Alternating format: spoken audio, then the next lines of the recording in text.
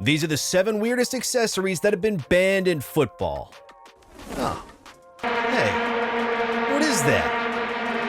Oh, are those vuvuzelas? God, those annoying instruments that were used at literally every match at the 2010 World Cup? Oh. Yeah, you wonder why you never hear those sounds in football games again? That's because FIFA banned them. Those plastic, noisy toys were such a huge threat to the football governing body that they literally had to place a ban on them. But hey, you know what? I'm actually on the side of FIFA on this one. If I had to hear the sound from one of those dumb vuvuzelas one more time, I probably would have ripped my own eardrums out. And speaking of my eardrums, you know one thing my eardrums really love? Great music playing from a pair of Beats by Dre headphones. Eargasm, I tell ya. But what if I told you that FIFA banned that too? Huh? What? Say what? Okay, listen. FIFA. I was cool with you guys banning the vuvuzelas, but Beats by Dre? Come on. Players were banned from wearing the headphones to the stadiums or at any public appearance at the 2014 World Cup, and here's why. Sony and Beats by Dre, they're rivals, and Sony were official sponsors of that World Cup. They didn't want their competitors getting free PR from an event they were sponsoring. So what'd they do? They strong-armed the football governing body into restricting players from putting them on in public during the period of the tournament. Huh.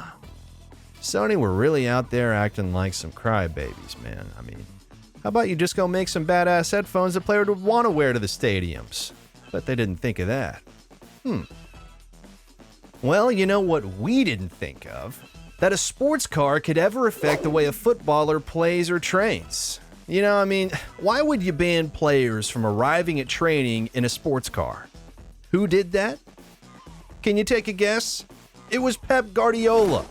Yeah, he's an extremely successful coach. Many of his peculiar methods are often overlooked because they almost always yield results. But we're not overlooking this one. We're not. And not only us, you know, but Zlatan Ibrahimovic didn't overlook it too. Apparently, the Man City boss imposed the ban when he was still head coach at Barcelona, and everybody abode, but not Ibrahimovic. You know Zlatan wouldn't bend to weird rules and restrictions. And when the Swedish giant joined in 2009, he questioned the rule for a bit, and when it seemed unreasonable to him, he decided to cause some trouble. One day, this guy drove his Ferrari Enzo to work, and Pep was fuming. That one small sports car caused a huge scene at training that day.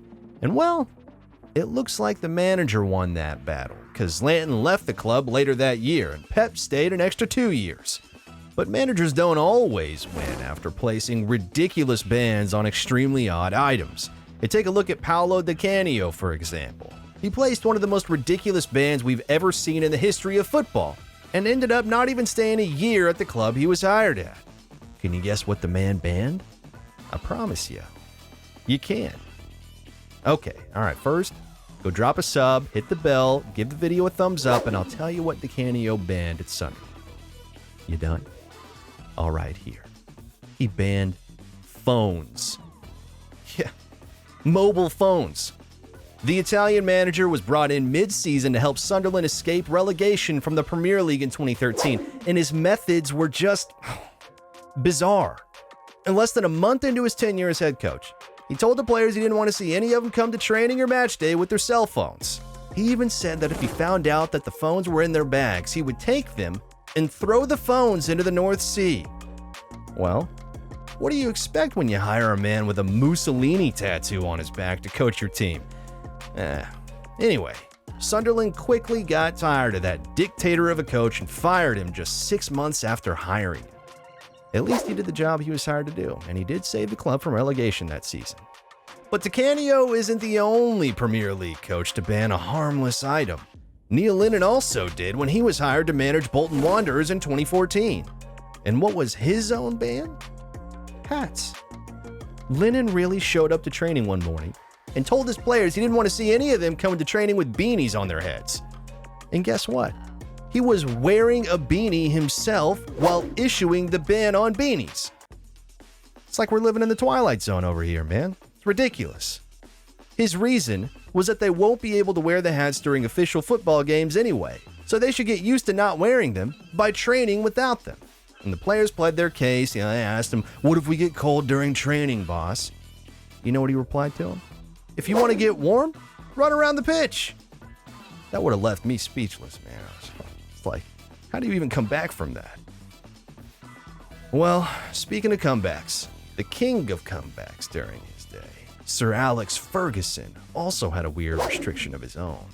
And I'm not even talking about the ban he placed on Nanny's acrobatics celebration. No. I'm talking about the ban on colorful boots. The Manchester United legend only wanted to see black boots on the feet of his players. Nothing else was acceptable. But it would appear that that ban didn't apply to the big boys. Imagine trying to stop the likeness of Cristiano Ronaldo and Wayne Rooney from wearing whatever boots they wanted.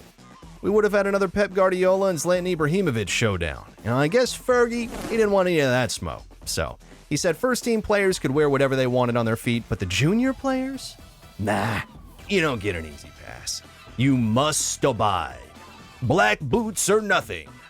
Of course, they dared not go against Sir Alex Ferguson. What junior player even had the balls to? Now, this next ban would have stopped Neymar, David Beckham, and even Lionel Messi from playing football. Huh. What kind of ban would that be? Want to take a guess? What do these players have in common? Great crosses and free kicks? Yes. Amazing football careers? Yes. Tattoos? Yes. The GM at Werder Bremen banned his players from getting tattoos.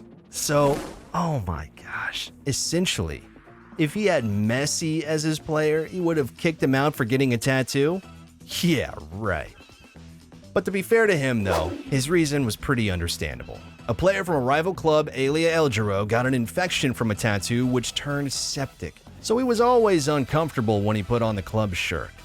On discovering what happened to the Hamburg player, the Werder Bremen GM quickly banned his own players from getting ink to protect them. So if the players wanted to accessorize their skin with some ink, they would either have to leave the club or face the wrath of the general manager. Well, now that you've seen the weirdest things that have been banned in football, wouldn't you like to also see the weirdest goal celebrations that have been banned in football? You would love to, wouldn't you? Now come on, click on it and go and find out.